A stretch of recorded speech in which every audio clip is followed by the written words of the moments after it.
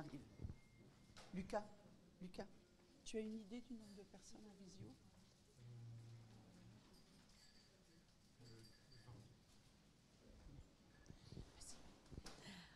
Bonjour à toutes et tous. Je suis Claire Hart, je suis la vice-présidente de la métropole de Montpellier en charge du rayonnement international et de la coopération européenne.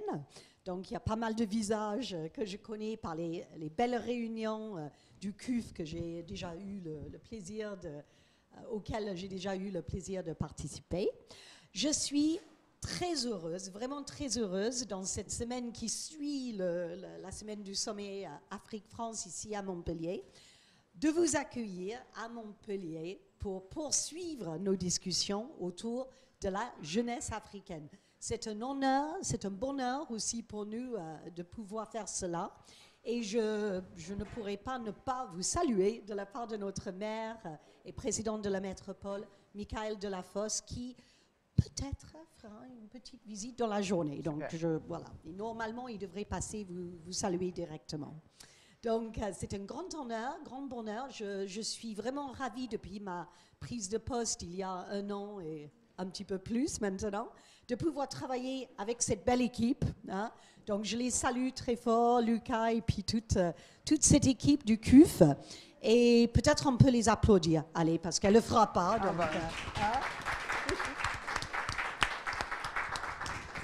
une énergie débordante et c'est un vrai plaisir de se retrouver autour de ces projets et de nos idées, vraiment toutes nos motivations en fait pour ce travail à l'international que nous menons.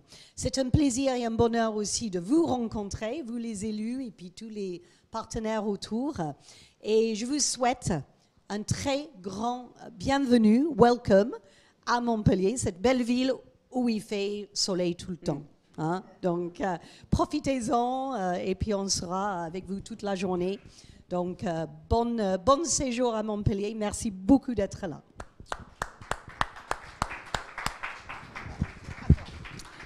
Merci infiniment, Claire. C'est vraiment un plaisir d'être là. Et puis alors, effectivement, bravo pour le soleil. Hein. Les choses sont magnifiquement faites. Rien à redire.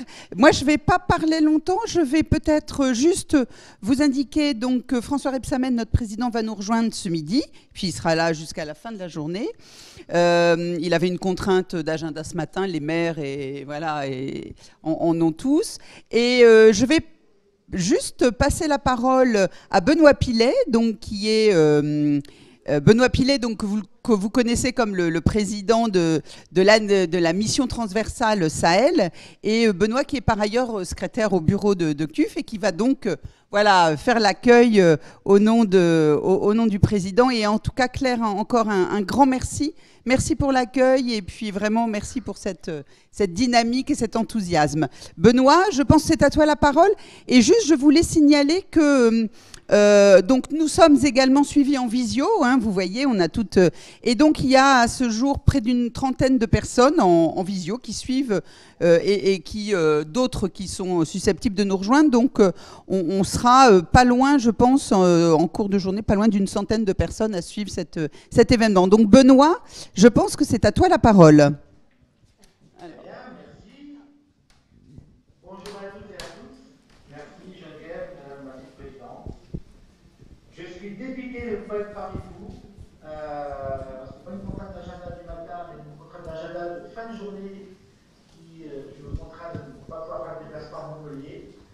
Merci beaucoup à la ville de Montpellier et à la métropole pour l'accueil chaleureux fait à l'instant et qui va avoir lieu toute la journée après des journées très très actives avec le sommet Afrique-France qui a eu lieu le début d'octobre dernier.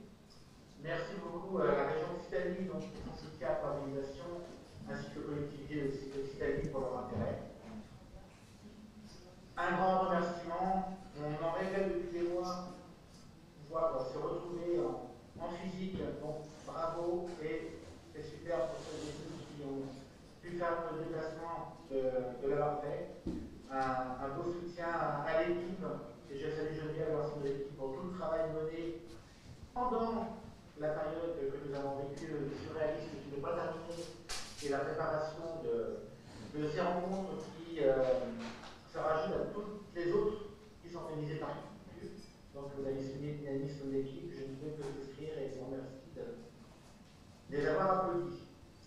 Donc il est important effectivement de partager des temps à la vie du réseau avec l'ensemble des membres, sur les territoires et dans vos localités. C'est pour cela que CUF va essayer vraiment de continuer à travailler et de temps le monde États-Unis avec l'étranger, dans d'autres collectivités, de manière à ce que la coopération centralisée vive dans les collectivités. Geneviève l'a dit, vous avez salué François qui vous rejoindra ce midi et qui conclura la journée. Je tenais aussi à saluer l'ensemble des présidents et présidentes des groupes pays Afrique, le CUF. Plusieurs sont présents physiquement par Yvou et d'autres en visio avec vous à distance. Donc les présidents de Madagascar, du Mali, du groupe Sénégal, du Burkina Faso, la Mauritanie, le Niger, le Maroc, l'Algérie, la Tunisie, le Sahel, avec une mention particulière qui n'est pas une présence de groupe, mais une mission d'une présidence transversale avec la jeunesse, avec Flavie Boukiloufa qui va animer la vie de cet après-midi. Donc vendredi dernier, vous rappeliez, et je le rappelais, s'est tenu ce mai à France, sans chef d'État, sans autorité institutionnelle, et il a été consacré à la jeunesse de l'Afrique et de France afin d'envisager donc les premières actions à mener pour le renouveau des relations entre le continent africain et la France. Donc plusieurs parmi vous étaient présents. Et dans la continuité de ce sommet, personnellement, je pense que beaucoup on a pu déplorer le fait que parler de la jeunesse africaine et française sans les collectivités qui ont des dizaines, des centaines, des milliers d'années d'expérience à mettre bout à bout de coopération décentralisée dont il a été question aussi pendant ce sommet, sans qu'il y ait une représentation des collectivités, il y a quelque part un petit manque. Le petit manque va être comblé par la rencontre d'aujourd'hui qui va vous permettre d'exprimer l'apport des collectivités dans ce contexte que nous connaissons très bien, où il faut continuellement renouveler nos pratiques de relations. Vous allez débattre effectivement sur le rôle de la gouvernance locale dans l'accompagnement des jeunesses africaines.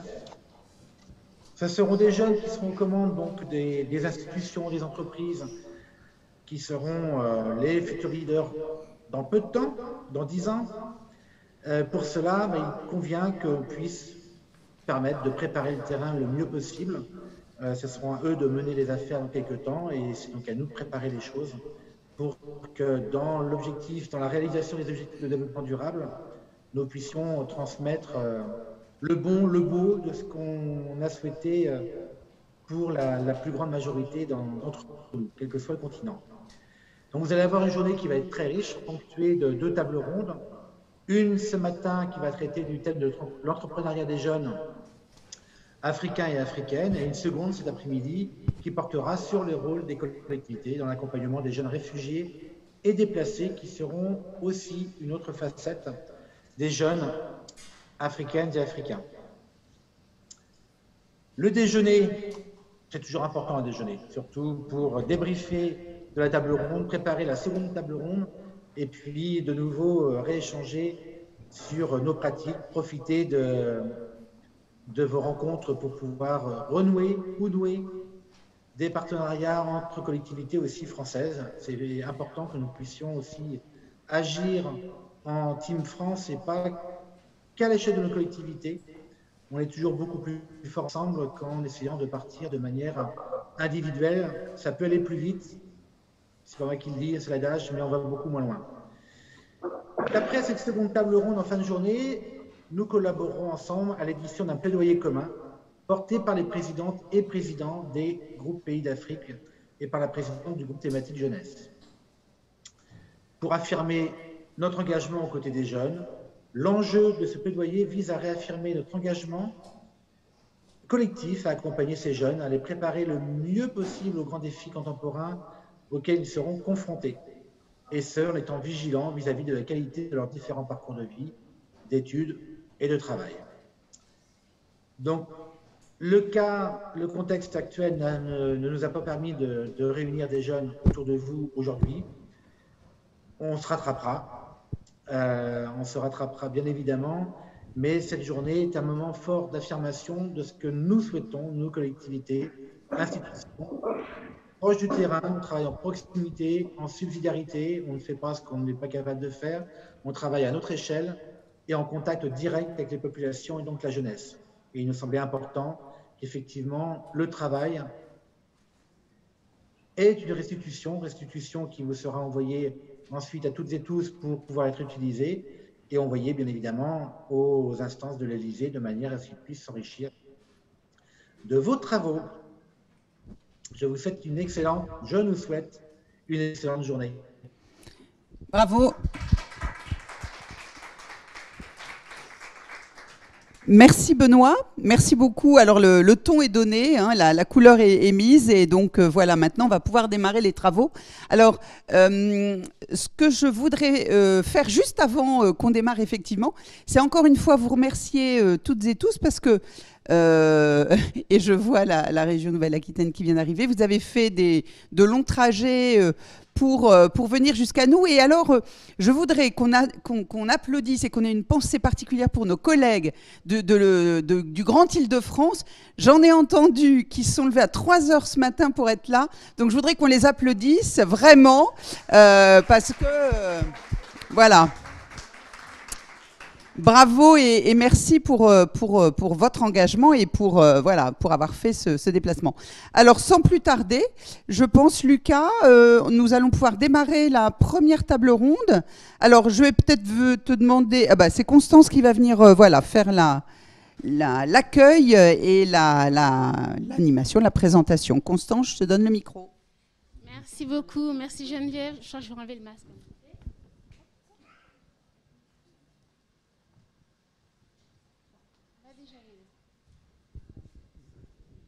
Bonjour à toutes et tous, c'est un véritable plaisir d'être ici parmi vous. Alors je vais demander à ma collègue Laura Blauser de me rejoindre, parce que nous allons animer cette table ronde ensemble. Et je vais également demander sans plus attendre à l'ensemble des intervenants prévus physiquement dans la salle et évidemment à distance, également de nous rejoindre. Alors parmi les intervenants présents ici physiquement, que nous remercions, la région Nouvelle-Aquitaine avec M. Pascal Duforestel. Nous sommes très heureux de vous accueillir, M. Duforestel. Très bien. Je demanderai également à M. Damien Desroches de la ville de Choisy-le-Roi de nous rejoindre avec un grand merci pour votre déplacement. Prenez place. Nous avons également donc Anaïs Etilieu qui va nous rejoindre. Nous la remercions. Merci d'avoir fait le déplacement. Et nous aurons également en fin de séance, donc nous aurons Sarah Boussexou de Savigny-le-Temple qui va nous rejoindre et qui peut déjà venir puisqu'il y a de la place pour s'asseoir. Oui, tout à fait. Merci beaucoup. Alors, bien évidemment, nous ne sommes pas seuls. Nous sommes en direct avec d'autres intervenants qui vont également donner la réplique et le complément en termes d'intervention. Donc, les partenaires de la région Nouvelle-Aquitaine au Burkina Faso et au Sénégal qui seront à l'écran tout à l'heure. Donc, Monsieur Ousseynou Diop et Irissa Traoré, donc nous les remercions de leur présence. Nous aurons également Virginie Lucas de l'Agence française de développement qui sera avec nous. Et puis également en fin de séance, nous aurons Ada Bekouche de la ville de Colombes qui sera avec nous également président du groupe Pays Tunisie. Mais nous pourrons donc présenter chacune et chacun à la suite. Alors vous le savez, hein, on parle des jeunes, des jeunesses. On préfère à Cités Unies France parler des jeunesses parce qu'on n'a pas une catégorie, une espèce de boîte hermétique dans laquelle on aurait un grand nombre de personnes qui seraient enfermées. Non, on a une diversité et c'est extrêmement important pour nous à Cités Unies France de pouvoir restituer la manière dont vous, collectivités territoriales françaises, vous les accompagnez en lien avec vos partenaires et en lien notamment avec les collectivités africaines. Je pense que pour ne pas prendre trop de temps sur la suite, on aura l'occasion de faire des allers-retours à la fois avec la salle et avec l'écran. Je vais demander donc à Laura Blauser, qui va se présenter, de nous parler justement de ce groupe thématique jeunesse et de la manière dont à Cités Unies France, on a souhaité aborder ou réaborder cette question des jeunesses dans la coopération décentralisée. Merci à toutes et tous.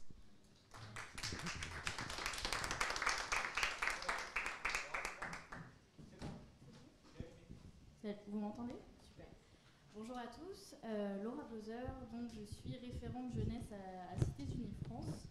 On a relancé le groupe jeunesse en début d'année, présidé par Flavie Bouquet-Nouffa, élue à Rennes Métropole, qui a accepté de prendre ce rôle puisque très engagée par sa vie professionnelle et personnelle sur les questions de jeunesse et d'engagement citoyen des jeunes. C'est un groupe qui se veut participatif. Le but, c'est de vous mettre en avant, vous, collectivités, et vos projets avec les jeunes, de mettre en avant aussi les jeunes et que ce groupe vive avec vos contributions. On s'est réunis en mars pour la première fois et le but de cette première réunion, c'était de comprendre justement à quel public on s'adressait, puisque quand on parle de jeunesse, il y en a une multitude et c'est très important pour nous de traiter tous ces enjeux et tous ces jeunes, surtout toute leur diversité. On s'est réunis par la suite en juin et on se réunit le 24 novembre prochain, vous pouvez noter la date, à 14 h en visio cette fois-ci. On espère que l'année prochaine on puisse le faire en présentiel. C'est important pour nous de pouvoir se rencontrer. Cette réunion du 24 novembre, elle a pour but de traiter un enjeu particulier qui tenait à cœur aux collectivités participantes au groupe. C'est comment mobiliser les jeunesses qui ne croisent pas assez l'international. Comment vos coopérations peuvent créer un cadre favorable à l'engagement des jeunes qu'on appelle les jeunes ayant moins d'opportunités. Donc voilà, on aura des témoignages de jeunes. On aura également une chercheuse qui viendra apporter ses éclairages. Et des partenaires qui nous parleront de leur dispositif et comment engager ces jeunes. Je ne vais pas parler plus longtemps du groupe jeunesse, je suis là pour répondre à vos questions par la suite si vous en avez. Et puis on va passer tout de suite au cœur de notre atelier, avec d'abord une succession de témoignages de deux collectivités, donc la région Nouvelle-Aquitaine et la ville de Choisy-le-Roi. Et puis je pense qu'on peut commencer avec la région Nouvelle-Aquitaine et M. Duforestel. Je vous donne le micro et je vous donne la parole. Très bien, merci beaucoup. C'est émouvant pour moi parce que c'est un baptême du feu. C'est ma première représentation dans le cadre de ma nouvelle délégation à la coopération internationale de la région Nouvelle-Aquitaine. Alors, pour m'aider, je ne le fais pas en territoire complètement inconnu, puisque je vais vous parler notamment de deux territoires avec lesquels nous travaillons, où j'ai eu la chance d'aller dans le précédent mandat, où je m'occupais d'économie sociale et solidaire. Et c'est comme ça que j'ai découvert d'ailleurs toute la force, l'intérêt et la réalité de la coopération décentralisée, en allant une première fois au Sénégal et au Burkina Faso il y a 2 ans. Pour vous parler de qui on est, présenté succinctement, donc je vais être à moitié mal poli, je vais regarder mon anti-sèche qui est derrière moi. Ouais, je vais me lever, comme ça sera moins mal poli. Merci beaucoup, bougez pas. Et comme je suis un ancien de l'événementiel, je vais essayer de ne pas me mettre devant les enceintes pour pas créer de l'arsène. Donc, je vais commencer par vous présenter l'ensemble de nos coopérations décentralisées dans le monde à partir d'une cartographie. Donc, comme vous voyez, c'est assez riche et dense, et c'est le fruit des coopérations préexistantes dans les 3 ex-régions fusionnées, puisque, comme l'ensemble, nous avons été l'objet de cette fusion dans le cadre de la loi NOTRe, et donc nous avions 3 régions, Limousin, Poitou-Charentes et Aquitaine, qui avions donc des coopérations dans la plupart des continents, pas tous, mais la plupart. Donc vous voyez, coopération économique assez forte avec le Canada et plus particulièrement Québec, une autre avec Haïti, comme beaucoup de régions françaises, et puis Je passe rapidement sur les coopérations en Europe. Elles sont denses et riches, et notamment au travers d'une euro-région que nous partageons avec 2 régions espagnoles, l'Allemagne, l'Italie, la Roumanie. Une coopération qui vit difficilement au vu des enjeux démocratiques avec la Chine. Par contre, 2 coopérations qui existent avec le Vietnam. Une avec Madagascar. Et puis, puisqu'on va se concentrer sur l'Afrique aujourd'hui, donc 2 coopérations qui préexistaient au Sénégal et une avec la région du plateau central au Burkina Faso.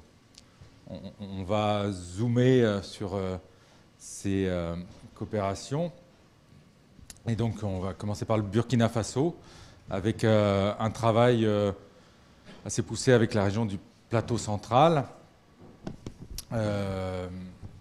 qui est axé sur 6 ou 7 axes différents, 6 ou 7 thématiques. On va rester juste sur le plateau rapidement. Ça doit vouloir dire qu'il faut que j'aille vite. Sur le plateau, donc 6 axes, dont un qu'on va tenter d'illustrer si la visio marche avec nos partenaires du plateau central, que nous avons monté dans la dynamique des plateformes d'initiative qui existent chez nous, et notamment celle de Haute-Vienne, qui a apporté son savoir-faire, hein, puisque c'est dans la lignée de l'histoire de cette coopération qui était liée au Limousin, et précédemment même avec la ville de Limoges. Et donc une coopération sur l'aide aux entrepreneurs et au montage d'entreprises pour les jeunes grâce aux expériences existantes dans ces plateformes d'initiative. Et puis, on va passer au Sénégal avec donc, les 2 régions avec lesquelles nous sommes en coopération. Qui sont en fin de compte, puisqu'il y a eu changement institutionnel au Sénégal, et donc historiquement c'était la région de Diourbel et celle de Fatick. Comme il y a eu ensuite une départementalisation institutionnelle au Sénégal, c'est désormais 6 départements que vous avez sur la gauche, et donc il y a une entente entre ces 6 départements avec lesquels nous continuons à coopérer, là aussi sur plusieurs axes un peu plus limités, il y en a 3 ou 4. Un qui a été l'objet de ma première découverte, qui est avec des éleveurs de chèvres donc de mon département d'origine, moi en Nouvelle-Aquitaine, qui sont les Deux-Sèvres, et donc qui depuis de longues années ont entrepris une démarche d'optimisation de l'élevage de chèvres avec des femmes de la région de Fatick. Une autre coopération sur des enjeux, et c'est souvent le cas, c'était le cas aussi au plateau central, sur la partie énergétique, bien entendu. Et puis, également, un travail avec des missions locales, mais on va y revenir dans le détail. Donc, voilà très schématiquement et rapidement, en zoomant progressivement, les coopérations. Et donc là, en fonction de ce que dira la régie, on va être à même ou non de passer la parole en premier lieu à Ousseynou Diop, qui est donc chef de projet, comme c'est indiqué, à l'ODEJ, et qui, s'il est en ligne, va pouvoir illustrer très précisément le travail mené avec l'émission. Donc là, c'est le suspense. Bonjour. Ah, super. Bonjour à tout le monde. On vous entend bien, Ousseynou, donc si vous voulez prendre la main pour... Voilà, merci beaucoup, Monsieur le Président. Et donc, je salue tout le monde. Bonjour à tout le monde. C'est un plaisir aussi de pouvoir participer à cette table ronde. Je m'appelle Ousseynou Diop. Je suis le chef de projet des offices départementaux pour l'emploi des jeunes. Je fais suite à la présentation du président Pascal Duforestel sur la coopération décentralisée, qui a donné naissance quand même à ce projet que nous portons, qui est le projet accompagner les départements des régions de Fatick et de Diourbel dans la prise en charge de l'insertion économique des jeunes. C'est un projet quand même qui a démarré en 2018-2020 dans sa première phase. Aujourd'hui, nous sommes dans sa deuxième phase de 2021 en 2023. Ce projet ODEJ est porté par c'est suite a vu la naissance suite à des constats déjà au niveau quand même des deux régions. Nous avons pu constater une population très jeune dans les deux régions, 56% de la population à Diourbel et 54% à Fatick. Nous avons pu constater une forte demande en formation d'emploi et auto-emploi des jeunes. Nous avons pu aussi constater dans les deux régions des niches et secteurs porteurs à haute intensité de main-d'œuvre. Nous avons aussi constaté peu de services d'accompagnement et de suivi de ces jeunes. Avec l'ensemble de ces constats aussi, il y a eu des conséquences quand même suite à ça, qui est d'abord des difficultés de prise en charge du chômage et du sous-emploi des jeunes, qui est d'abord des manques de formation, de chômage, d'exode rural et d'immigration des jeunes au niveau de ces territoires, mais c'est surtout la faiblesse des initiatives et politiques locales d'accompagnement des jeunes à l'insertion socio-professionnelle. Ainsi, suite au niveau de ces constats généraux, constatés dans les deux régions particulièrement qui sont en coopération décentralisée avec la région de Aquitaine, les départements des deux régions de Diourbel et de Fatick ont pu initier un service de proximité et d'accompagnement à l'insertion professionnelle des jeunes. Donc, c'est des services techniques des conseils départementaux qui accompagnent les jeunes de 18 à 35 ans et qui est composé de 2 animateurs chacun. Un animateur sur le pôle formation et emploi, un autre animateur sur le pôle entrepreneuriat. Donc l'équipe est chargée d'accueillir et d'entretenir avec les jeunes, d'enregistrer les jeunes dans la base de données, de déterminer le projet professionnel du jeune et surtout de faire le suivi du jeune dans son parcours. L'ensemble de ces activités, en tout cas, tourne autour de l'offre de services que nous présentons, relative à la possibilité de consultation, de découverte des offres de services et d'emploi au niveau des territoires, accompagner les jeunes à la création d'entreprises, aider à la recherche de formation professionnelle et surtout aider les jeunes à la recherche, en tout cas, d'un stage ou bien d'un premier emploi. Comme il a été dit, ce service de proximité et d'accompagnement à l'insertion professionnelle des jeunes, quand même, est structuré et organisé autour d'un dispositif pluriacteur. Nous avons en premier lieu les partenaires de coopération décentralisés, dont la région Nouvelle-Aquitaine et l'entente interdépartementale des régions de Fatick et de Diourbel. Nous avons aussi les deux ministères, le ministère de l'Europe et des Affaires étrangères et le ministère des collectivités territoriales, du développement et de l'aménagement du territoire, dans le cadre du dispositif conjoint franco-sénégalais en soutien à la coopération décentralisée. Ces deux ministères appuient en termes de financement paritaire le projet.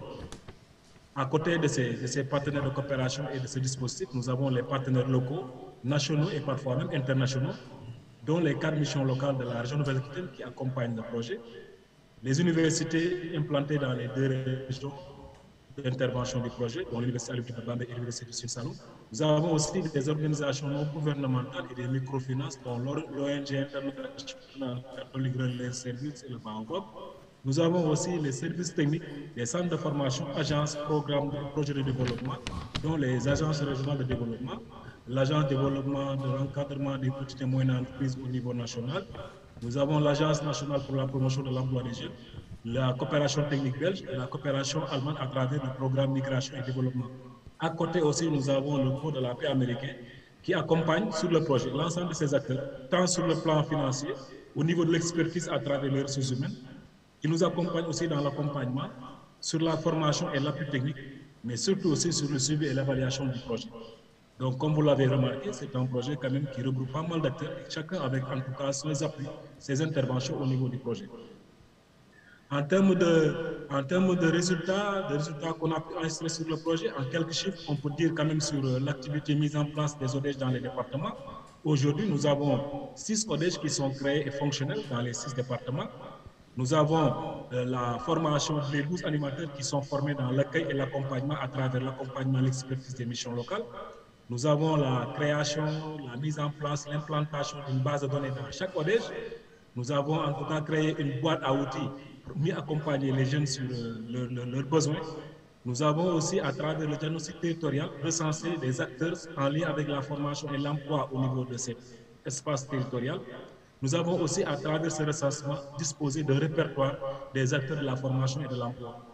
Sur l'activité accompagnement dans la formation et l'emploi, les 6 ODEJ ont pu recenser, recueillir, recevoir 2156 jeunes depuis 2018, dans lesquels nous avons en tout cas des 387 jeunes formés dans les techniques de recherche d'emploi à travers les CV, 42 jeunes qui sont mis en position de stage à travers les entreprises de la place et les services techniques, 132 jeunes qui ont pu bénéficier de bourses de formation dans les centres de formation professionnelle et 978 jeunes qui sont orientés vers les autres dispositifs d'accompagnement qui existent au niveau local aussi, dont l'ANPEJ et les dispositifs étatiques. Nous avons aussi 46 ateliers de CV qui ont été tenus. Au niveau de l'activité accompagnement à la création d'entreprises, nous avons pu sensibiliser 785 jeunes à l'entrepreneuriat, dans lesquels 520 jeunes ont été formés sur l'entrepreneuriat et 180 jeunes formés sur les techniques, les thématiques liées à l'aviculture, à l'embauche bovine et à l'agriculture. À la suite de ça, il y a 140 jeunes qui sont formés dans l'élaboration de leur plan d'affaires, leur business plan. Et ainsi, on a pu appuyer 133 jeunes dans l'achat de petits matériels pour leur permettre de renforcer et de lancer leur activité génératrice de revenus. Et au moins aussi à travers la réalisation aussi de leur plan d'affaires à hauteur de 85% de ces jeunes qui ont pu le faire. Donc voilà en résumé quelques chiffres quand même depuis la création de ces ODEJ que nous avons pu quand même obtenir sur l'ensemble de ces volets. En termes de présentation, peut-être partager avec vous en tout cas un extrait quand même de témoignages des jeunes que nous avons suivis au niveau des ODEJ et qui nous parlaient un peu en tout cas de l'existence des ODEJ au niveau des territoires et quel apport l'ODEJ peut faire au niveau de ces jeunes. Donc si on peut mettre... Il y a une petite vidéo qui illustre le projet justement mis en place. Juste avant, sur la slide d'avant, normalement, Lucas, tu peux la mettre.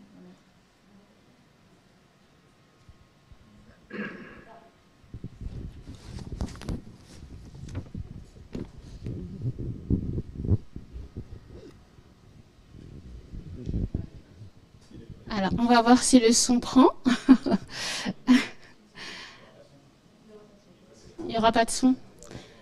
Bon.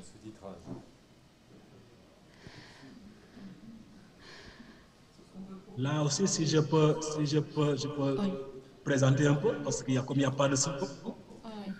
Là, c'est des visites terrain que nous effectuons auprès des jeunes et des entités. Là, c'est un animateur qui explique un peu l'accompagnement et le suivi au niveau du parcours des jeunes, par rapport en tout cas à la nécessité de l'existence de structures d'accueil au niveau du département. C'est par rapport surtout au niveau quand même des besoins identifiés sur les jeunes, liés à la formation, liés à l'emploi, pour dire donc quand même que la nécessité quand même c'est d'accompagner. Là, c'est un jeune qui s'appelle Sidi Baracham, c'est un jeune entrepreneur en aviculture, quand même qui vient à l'ODEJ, qui a été suivi, formé en aviculture et aujourd'hui il est accompagné pour réaliser son projet, déjà en termes d'élevage. Donc il marquait ici en tout cas l'intérêt de venir ici à l'ODEJ pour pouvoir au moins être mieux formé sur en tout cas les techniques, mieux accompagné sur le financement et accompagné aussi dans l'orientation et surtout par rapport au niveau du suivi. Donc là, c'est l'équipe que nous avons ici, donc le pôle formation et le pôle entrepreneuriat et la volontaire de solidarité à l'international.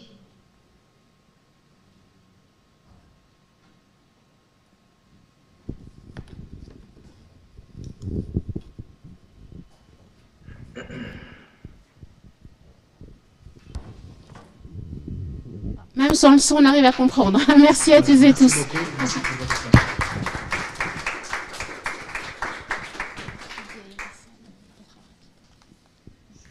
Juste avant de passer à la suite, je vais faire le maître du temps et Monsieur Diop, je vais vous demander d'être rapide si vous le pouvez pour qu'on ait le temps d'entendre les autres témoignages.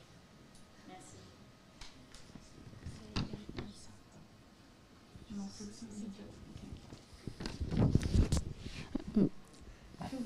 Monsieur Diop, vous êtes là? Non.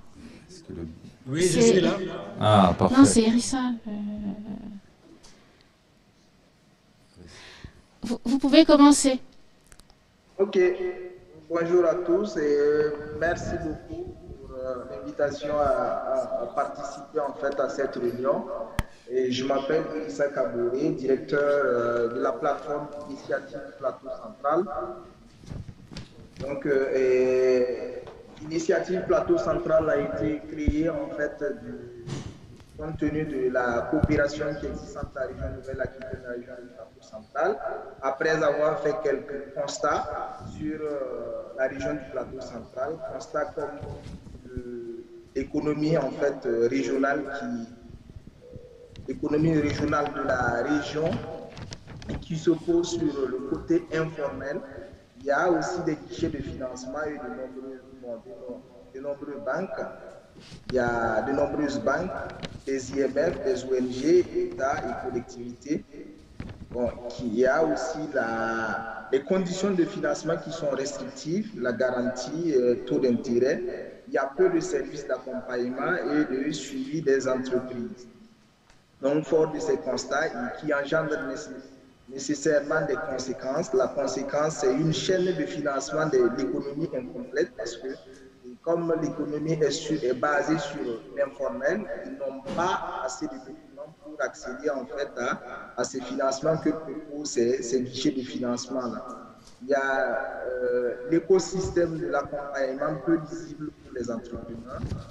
Il y a aussi le financement du risque économique inexistant, parce que ces guichets de financement qui existent au niveau de la région du Plateau Central ne prennent pas le risque en fait au niveau économique. Ils ont toujours besoin de garanties que ceux de l'informel n'ont pas, les taux d'intérêt que ceux de l'informel ne peuvent pas en fait tenir. Donc c'est fort de ces constats et ces conséquences engendrées que la coopération en région Nouvelle-Aquitaine, région du Plateau Central, a voulu en fait accompagner la région à créer en fait cette plateforme Initiative Plateau Central qui a été créée depuis le 12 octobre 2017. Voilà. Et Initiative Plateau Central est née pour donner en fait le ton sur le volet économique en passant par donner une passerelle vers la formalisation des entreprises et c'est amener le côté informel à se formaliser. Et aussi donner un guichet d'accueil des entreprises pour formel et informel, ça prend le sens que tu sois informel ou que tu sois dans le formel.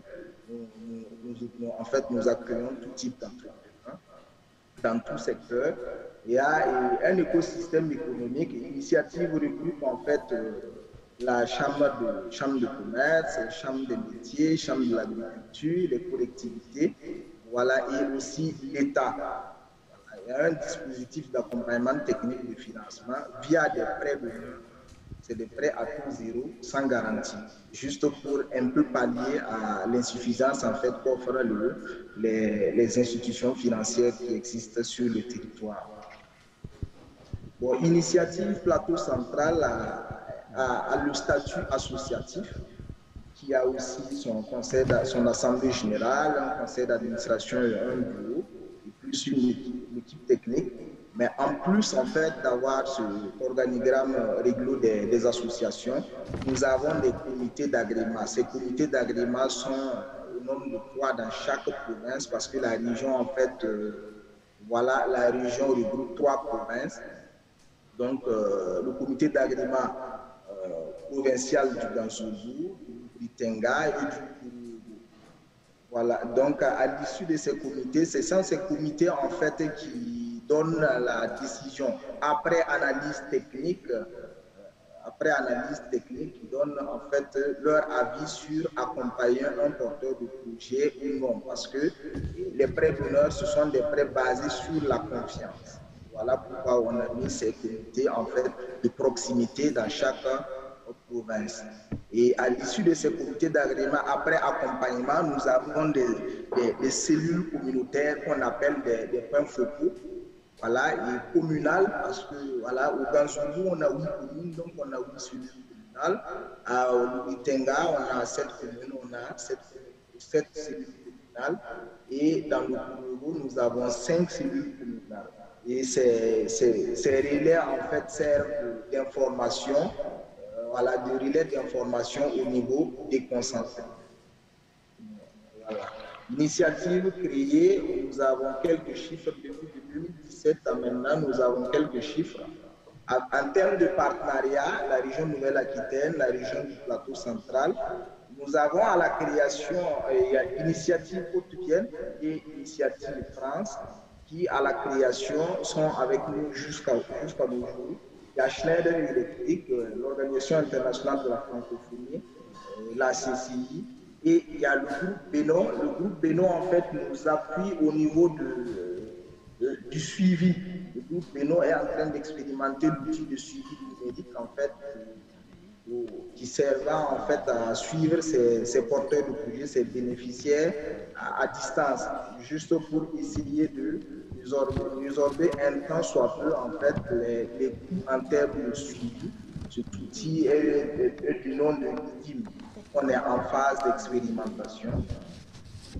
Au niveau des activités d'accompagnement, à ce jour, nous avons pu octroyer 185 prêts et ce qui a fait des levées de fonds de 166 487,28 €. Voilà, investis dans les entreprises du plateau central. Cela a permis de créer ou de maintenir 569 emplois. Et parmi ces 185 prêts octroyés, nous avons accompagné 21 entreprises à se formaliser.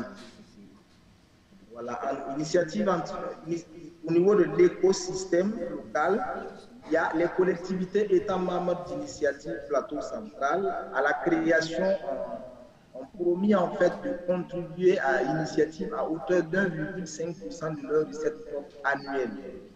Voilà, chose promis. Bon, il y a des collectivités qui se sont déjà acquittées et d'autres, pas pour le moment, ils sont en train de trouver des meilleures formules pour pouvoir s'acquitter, vu que au niveau du Burkina Faso, les collectivités ont vraiment des contraintes budgétaires assez serrées. Mais la bonne foi y est, donc on se dit que d'ici là, les 20 communes en fait pourront participer. Donc l'écosystème, il y a les 20 relais communautaires dont je parlais, comme je disais, cellules communales. Et nous avons 28 personnes, des experts économiques qui sont au sein des comités d'agrément, des 3 comités d'agrément dont je parlais. Il y a la présence des élus consulaires et des élus locaux dans la gouvernance de la structure.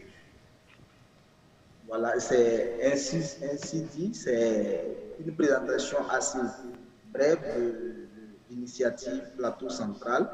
Voilà, la photo illustre en fait la première cérémonie de remise de chèques en 2018.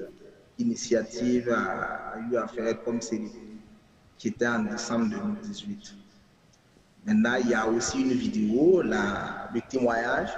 Je ne sais pas si la vidéo de témoignage d'initiative en fait aura un son. Je pourrais aussi nécessairement commenter comme mon prédécesseur l'a fait, pour juste amener les gens à comprendre la vidéo.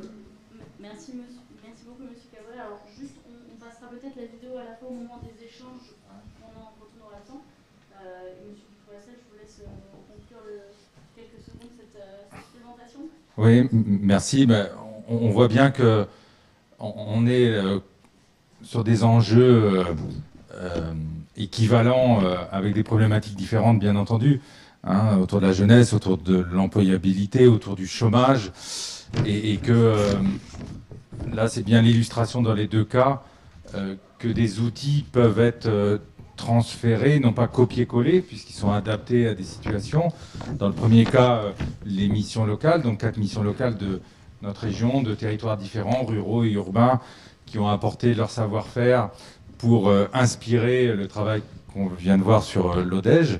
Et puis là, dans le second cas, un réseau, un maillage existant chez nous, puisqu'il y a des initiatives donc, dans les 12 départements de Nouvelle-Aquitaine, qui remplissent complètement leurs fonctions liées à une économie de proximité, beaucoup de petits entrepreneurs, de petites entreprises qui sont aidées grâce à ces dispositifs, et donc qui renforcent l'efficience des services éco de la région sur le terrain en proximité, et qui sont là, qui ont inspiré Initiative Plateau Central, avec une structuration un peu équivalente, mais qui va aider à structurer une économie informelle, comme ça a été présenté en amorce. Donc on voit bien que tout l'intérêt de notre coopération, c'est de transférer intelligemment des dispositifs et de les implémenter en fonction de la réalité de terrain, qui est d'autant plus connue par les acteurs partenaires. Merci beaucoup. Merci beaucoup à la Nouvelle-Aquitaine et à vos partenaires. Alors, tout à l'heure, en fin de séance, on demandera peut-être à messieurs Diop et Traoré d'activer leurs caméras pour qu'on puisse les voir. C'est vrai qu'on vous a beaucoup écouté avec beaucoup d'attention, mais on ne vous a pas vu, mais on verra ça tout à l'heure. Et comme Laura l'a dit, on verra enfin aussi de séance, et pourquoi pas pendant le temps du déjeuner, on passera les vidéos avec ou sans son, mais en tout cas, on ira au bout de ce programme. Alors peut-être, sans plus attendre, on a vu comment là, on avait eu de la structuration, une mobilisation de plusieurs types d'acteurs qui permettaient justement d'aboutir à ces accompagnements de parcours des jeunes. On va maintenant se poser des questions avec la ville de Choisy-le-Roi et son partenaire Tringa au Mali autour d'une activité de création de marché. Plusieurs questions se posent. Donc, Monsieur Damien Desroches, nous vous écoutons pour Choisy-le-Roi. Merci à vous. Et très rapidement, hélas, parce qu'on est pris par le temps comme toujours. Allez-y, nous vous écoutons. Merci. Bonjour à toutes et à toutes. Bon, c'est bien, on m'entend bien. Je vous promets que je vais faire vite. Mais tout d'abord, je voulais vous dire que je voulais vous remercier et puis dire que j'étais honoré de répondre à votre invitation de témoigner ici. Surtout quand j'ai vu que c'était à Montpellier, comme j'ai de la famille ici, je dis comme ça je fais d'une pierre deux coups. Parfait, on est aussi ravis d'être à Montpellier. Merci encore pour l'accueil.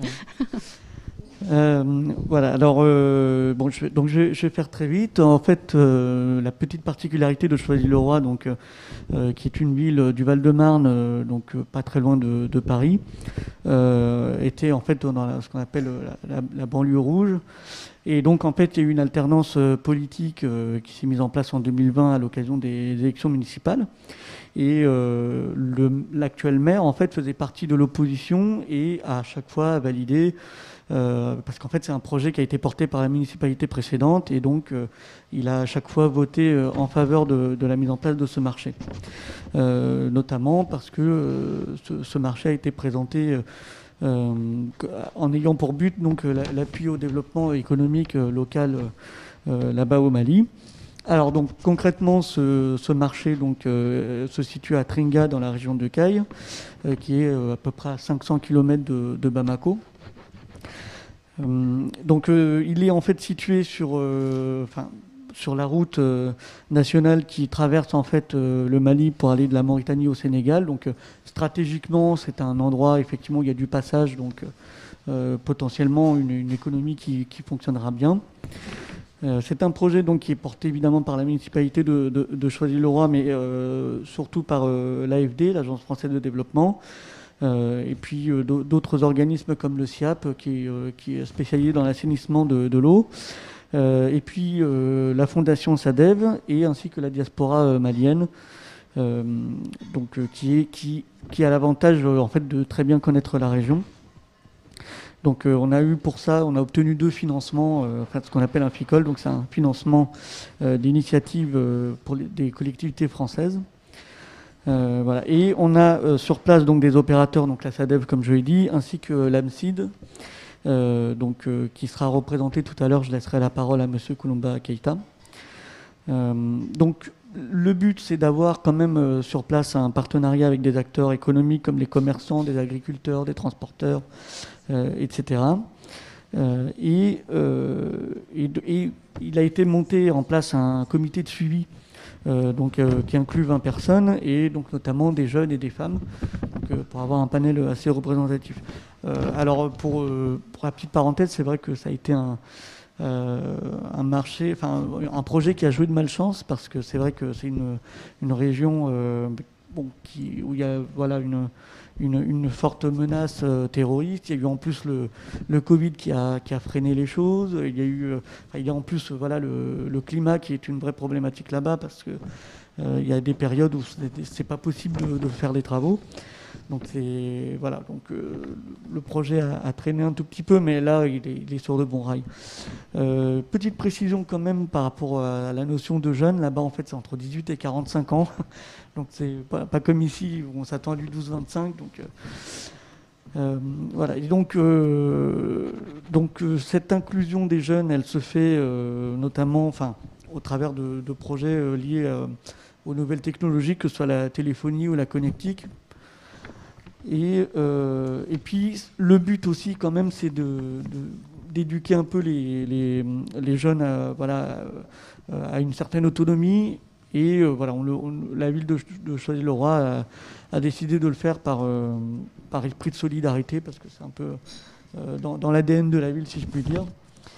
Donc voilà pour la présentation très succincte, j'espère, de ce marché. Je vais laisser donc Monsieur Kouloumba Keïta, qui est en charge du projet pour l'AMSID, nous en dire un peu plus. Donc Monsieur Keïta, je vous laisse la parole avec grand plaisir. Alors Monsieur Keïta, êtes-vous avec nous?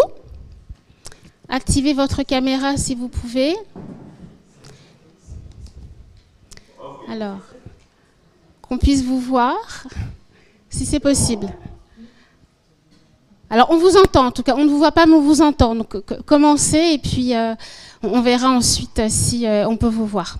Nous vous écoutons très rapidement à la suite de Damien Desroches. Merci à vous.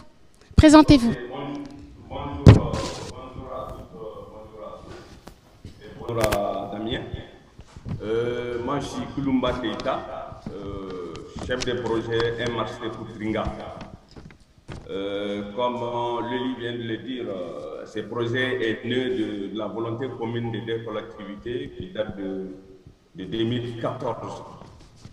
Voilà. Donc, pour partir rapidement, ce projet a 5 composantes.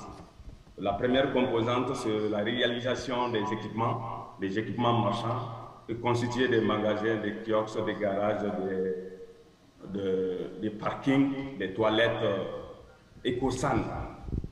Vous allez comprendre avec moi que le projet est un projet structurant.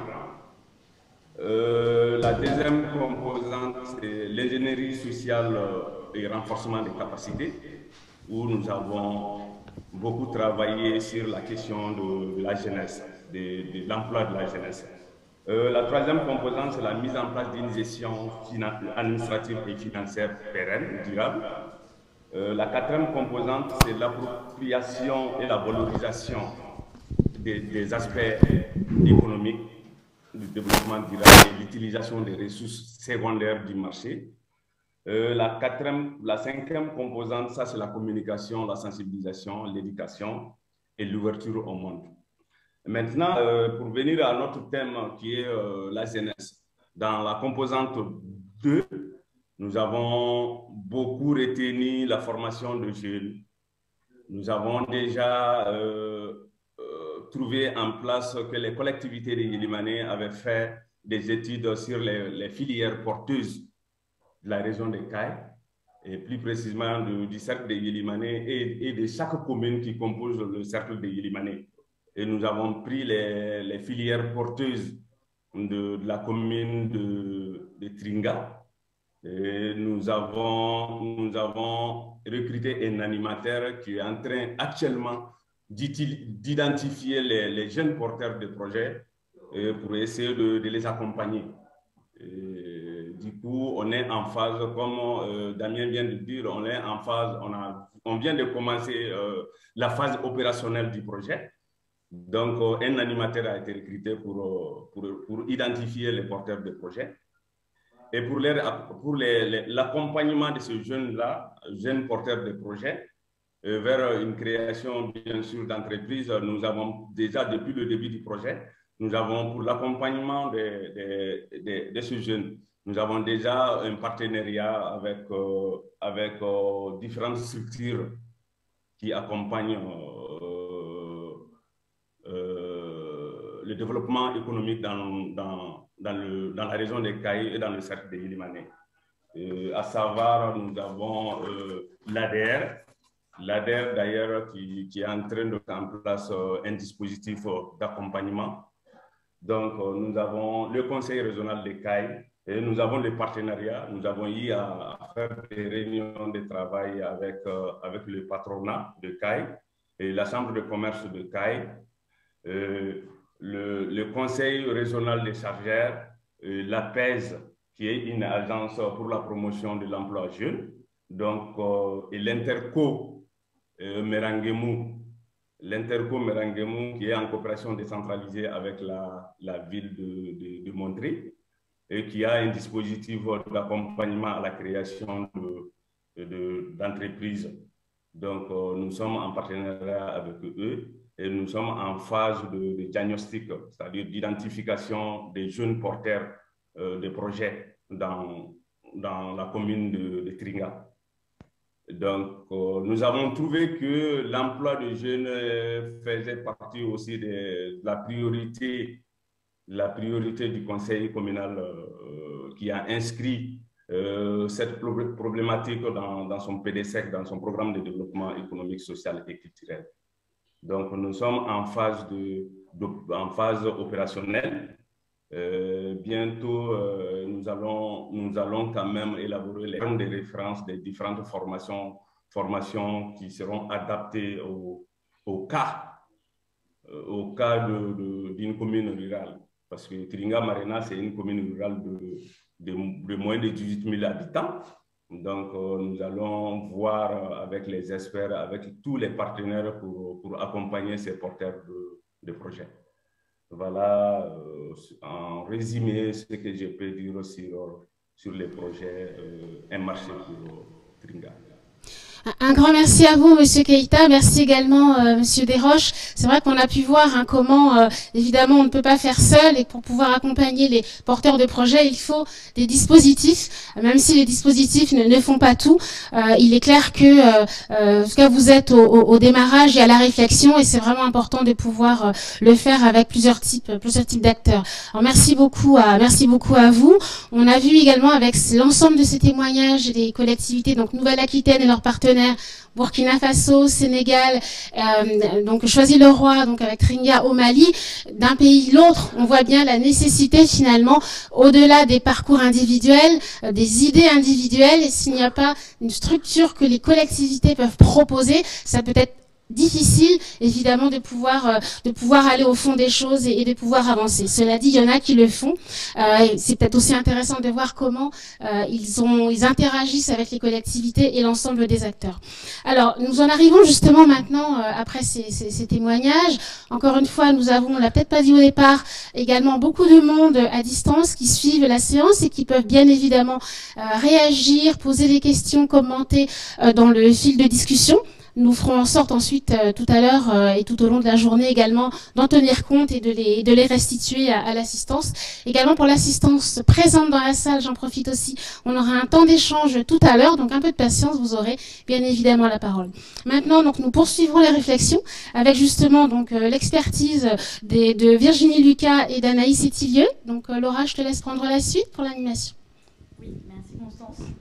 Alors comme Constance vient de vous dire, on a souhaité mettre en perspective ces témoignages avec l'apport de deux experts. Donc d'abord Virginie Lucas de l'AFD qui est parmi nous en visio, et enfin Anaïs Etilieu d'Initiative France qui était d'ailleurs partenaire du projet de la Nouvelle-Aquitaine au Burkina Faso. Virginie, si tu nous entends, tu as la parole. Je vous entends. Vous aussi ? On vous entend. Bonjour à toutes et à tous. Désolée de n'avoir pu faire le déplacement pour être parmi vous et partager les expériences très, très riches qui ont déjà été présentées. Peut-être en tant que référente emploi et entrepreneuriat de la division éducation, formation, emploi de la direction des opérations de l'AFD, je peux prendre un peu le contre-champ de ce qui a été présenté jusqu'ici et peut-être voir comment l'AFD travaille avec ses partenaires sur les politiques publiques d'appui à l'employabilité des jeunes et à l'auto-emploi et à l'entrepreneuriat en travaillant également au niveau local. Les évaluations de projets qui ont été menées jusqu'ici par l'AFD montrent que cette dimension infranationale et la prise en compte de cette dimension territoriale est très importante pour la réussite et le suivi des projets qui sont mis en œuvre. Dans des contextes, si on s'en tient notamment au continent africain, dans des contextes où les processus de décentralisation sont plus ou moins aboutis. Et c'est ainsi qu'avec les ministères et les agences en charge de l'emploi, dans un certain nombre de pays, l'AFD travaille à faire descendre, à accompagner la descente de ces politiques publiques sur les territoires. Ça veut dire aussi, au-delà du travail avec les services déconcentrés en charge de l'emploi et de l'appui à l'entrepreneuriat, travailler avec les collectivités locales sur leur mandat, leurs responsabilités, leurs moyens, à la fois humains et matériels, pour mettre en place leurs priorités et leurs stratégies de développement économique favorables à l'emploi des jeunes sur les territoires. Je ne sais pas si on m'entend, l'écran est désormais noir. On vous entend, pas de problème. D'accord. Donc, on a effectivement, l'AFD appuie des projets en direction des collectivités locales françaises en partenariat avec les collectivités locales des pays partenaires via la FICOL, mais elle a également dans ses opérations un certain nombre d'appuis qui peuvent passer par les collectivités locales. Je peux citer, je pense, 3 exemples qui traduisent bien la diversité des projets qui sont menés, qui vont de projets très importants en termes de montants, comme ça a été le cas sur un financement en prêt souverain au Royaume du Maroc pour appuyer dans 3 régions la descente de sa politique d'appui à l'emploi des jeunes et à l'entrepreneuriat.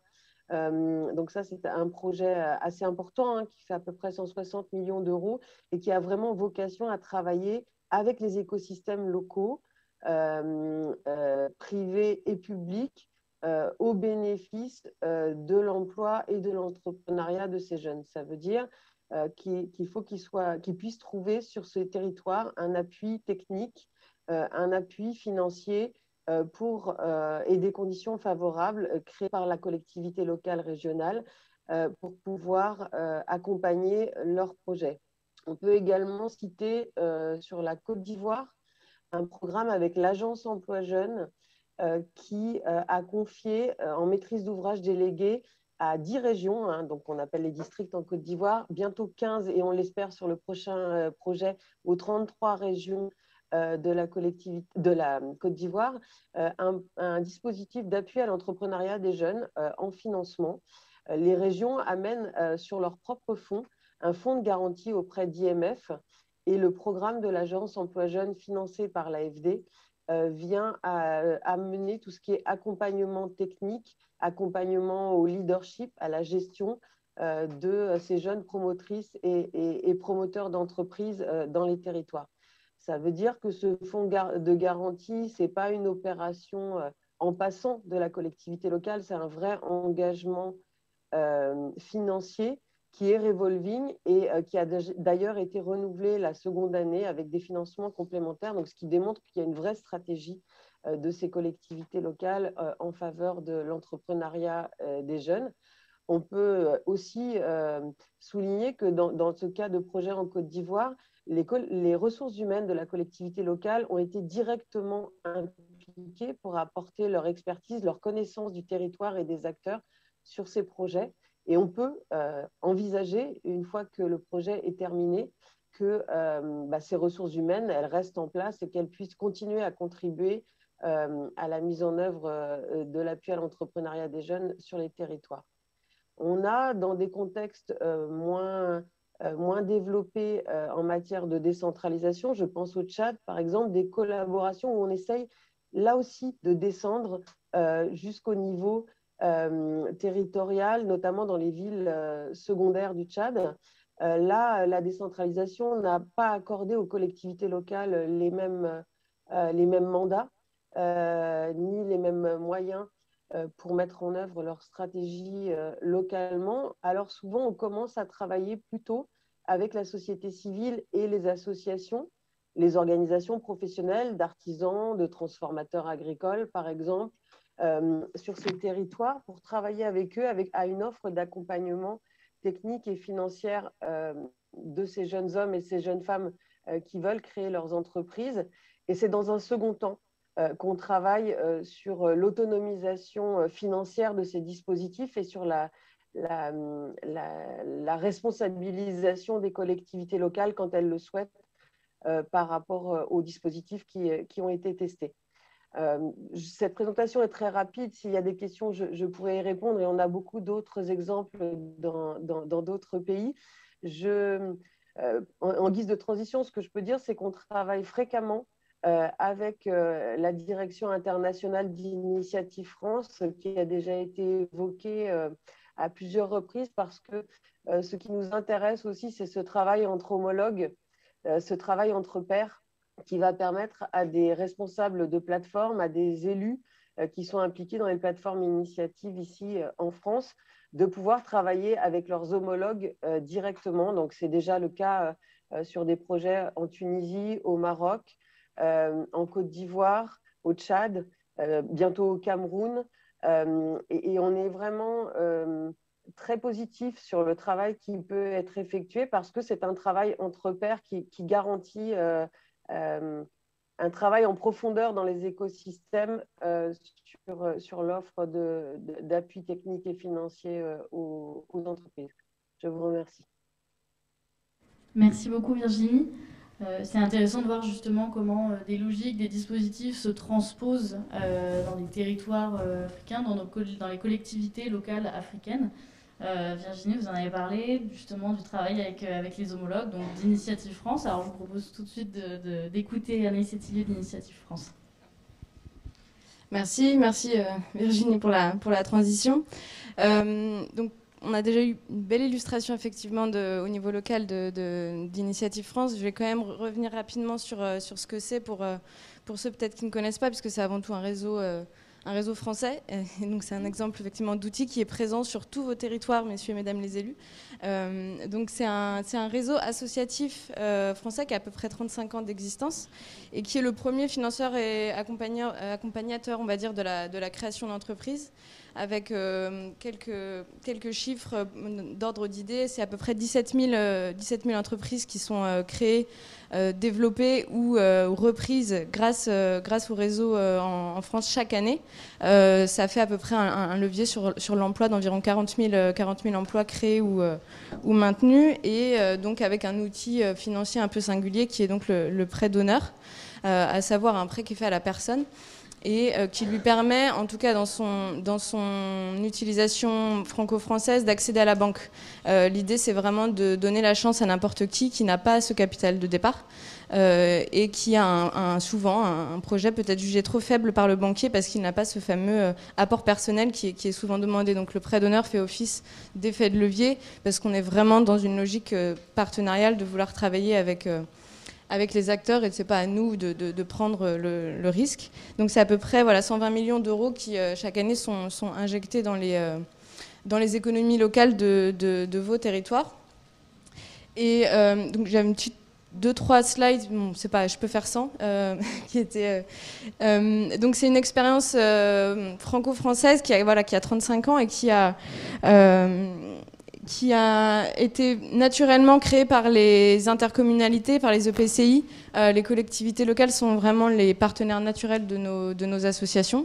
Elles les financent et les soutiennent très largement, surtout depuis la création. On a à peu près, je crois, 50% de ce qu'on appelle nos fonds de prêt d'honneur qui sont issus des collectivités.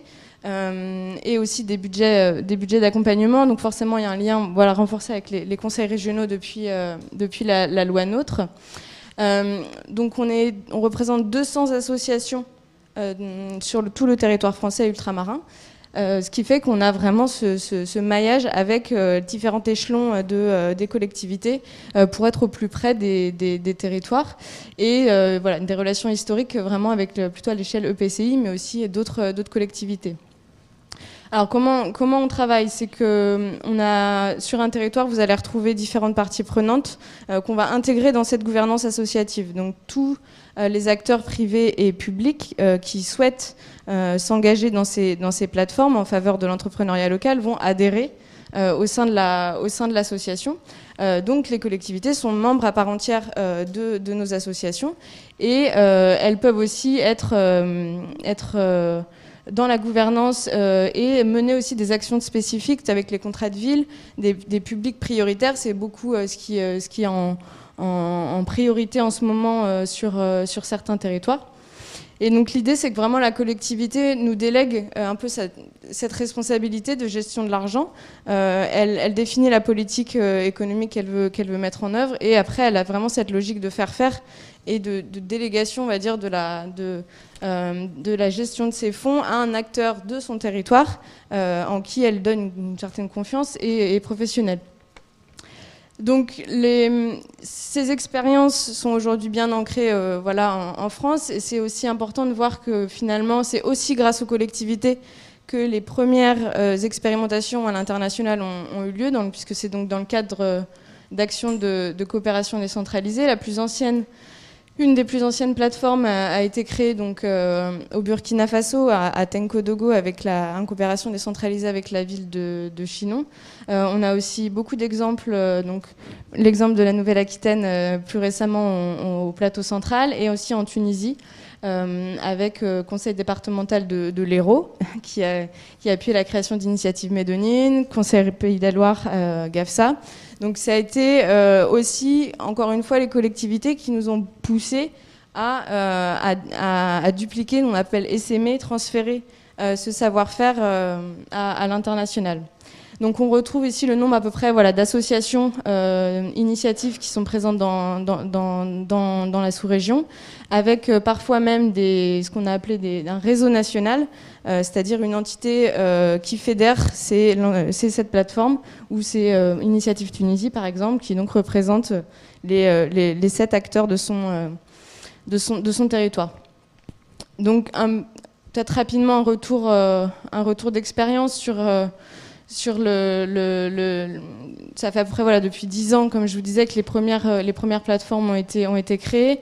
Ça représente à peu près 1300 emplois maintenus ou créés juste simplement en 2020. On est à environ 385 entrepreneurs soutenus dernièrement, malgré une crise qui a eu beaucoup d'impact forcément sur l'activité. Et à peu près 1,3 million de prêts d'honneur qui sont injectés à travers ces 18 plateformes et dans ces 9 pays chaque année. Si on peut faire un rapide, je dirais, retour d'expérience sur le rôle vraiment qu'ont les collectivités, qu'elles soient françaises ou plutôt africaines, en travaillant avec nous, c'est que souvent, effectivement, à comparaison avec la France, où elles ont beaucoup plus de moyens financiers, elles injectent vraiment à travers des contrats d'objectifs, et elles mènent des politiques avec nos plateformes pour les financer largement. Donc on sait très bien que les moyens financiers sont plus limités en Afrique, liés à leur niveau de décentralisation. Cependant, on voit quand même que tous les projets, et je pense que le projet d'Irissa et de Nouvelle-Aquitaine aussi en fait partie, tous les projets qu'on a accompagnés et dont la collectivité a été moteur, s'est traduit par déjà une mise en place beaucoup plus rapide, un objectif de réunir des parties prenantes qui est vraiment important, puisque la collectivité a ce rôle de rassembleur, même si elle n'a pas de moyens, elle a une autorité, ce qu'on constate, une autorité naturelle à rassembler les acteurs de son territoire. Lorsqu'elle dit je veux créer une plateforme initiative sur mon territoire, elle arrive à fédérer autour d'elle vraiment toutes les parties prenantes qui sont pour nous essentielles, puisque c'est celles qu'on va retrouver dans nos associations, à travers un peu les différents organigrammes que Irissa vous a montré, les comités d'agrément, le bénévolat. Voilà, nous ne sommes rien sans les acteurs locaux. Donc on remarque vraiment que quand la collectivité impulse le projet au démarrage, c'est tout de suite beaucoup plus facile, c'est beaucoup plus fluide la création d'une association. En général, le délai est aussi raccourci. Et ensuite, il y a différentes formes de soutien qu'on peut retrouver. L'exemple de la contribution au budget fixé, le 1,5% que pareil, Irissa nous montrait, est extrêmement intéressant. C'est comment contourner ce problème de moyens financiers. C'est d'ores et déjà inscrire dans les budgets municipaux une contribution à l'association. On retrouve aussi beaucoup de collectivités qui, faute de subventions directes, mettent à disposition des moyens humains et matériels. Ça aussi, c'est extrêmement important. On valorise ça, mais un local qui est mis à disposition pour l'association, un salarié qui peut être mis à disposition, une comptabilité qui peut être externalisée. Tout ça, c'est autant de moyens qui viennent vraiment alléger le fonctionnement des associations et qui sont extrêmement importants.